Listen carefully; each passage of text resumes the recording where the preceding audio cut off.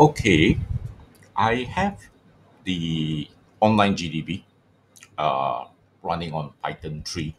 And of course, I already key in some code over here. Now, the question here is there is a module, all right, called dump, but there is one line after the return.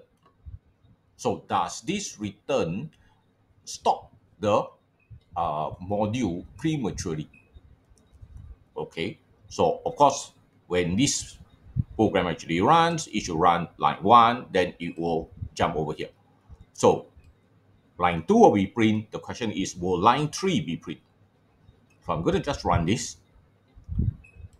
and you will see no, line 3 is not printed.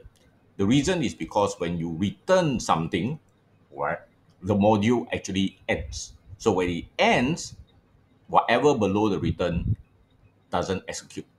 Right? And since line 7 is the one that calls it, all right, so it will just continue from line 7 onwards and line 8, which is why this is line 4 is printed.